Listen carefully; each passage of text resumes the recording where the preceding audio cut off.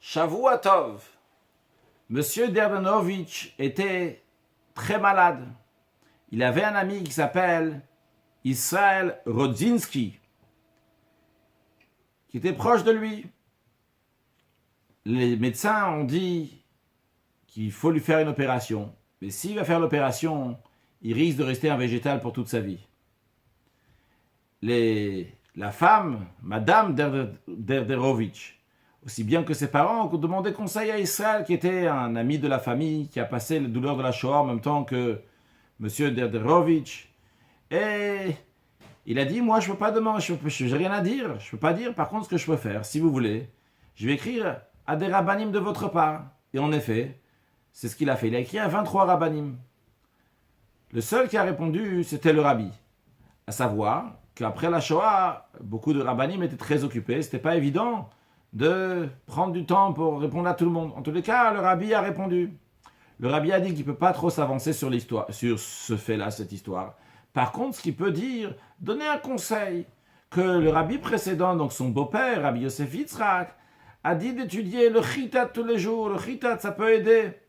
Le chitat, c'est Chumash, Tehilim, Tanya. Le Chumash, comme il est partagé pour les 7 jours de la semaine, comme les 7 montées de la Torah, chaque jour étudier une partie du Chumash.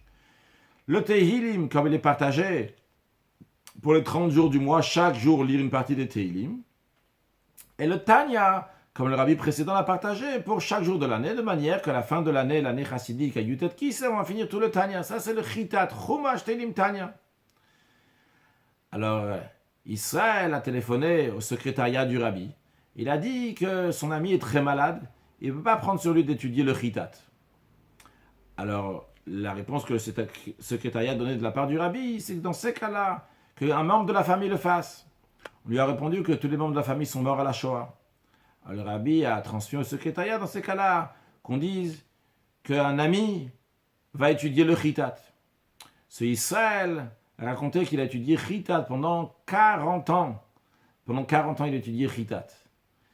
Et d'ailleurs, dès qu'il a commencé à étudier chitat, 6 semaines plus tard, il est sorti de l'hôpital. C'est Israël a raconté l'histoire aux enfants quelques jours avant le décès de leur père. Mais le message, il est très très fort. Qu'on ne peut pas s'imaginer la force du chitat. Le rabbi dit, c'est pas exactement qu'est-ce qu'on peut faire dans ça. Il donne juste un conseil d'étudier chitat. Mais le chitat, ça amène des brachot, ça amène des bénédictions matériellement, spirituellement. Et c'est quelque chose dans lequel chacun de nous doit se renforcer. Le rabbi a énormément insisté sur l'étude du chitat. Et particulièrement lorsqu'on arrive maintenant à la fête de Shavuot. C'est lié avec le chitat, puisque on a reçu le Chumash, c'est la Torah qu'on a reçu de Moshe Rabbeinu. C'est lié avec le Tehilim de David Amer, du roi David, qui est né et a quitté le monde le jour de Shavuot.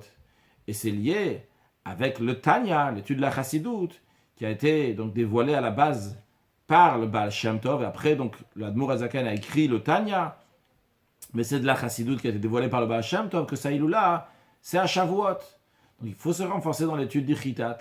Et l'étude du chitat amène des bénédictions, pas seulement spirituellement, mais même matériellement. Que Dieu bénisse chacun, chacune, qu'on a Kabbalat Torah, Besimcha, Beptimut, qu'on sauve la Torah de manière intérieure, avec joie et de manière intérieure, et que très prochainement on mérite à Torah Chadasha Meiti Teitze, à une nouvelle dimension de Torah, avec la venue de Mashiach, Now, Shavua Tov.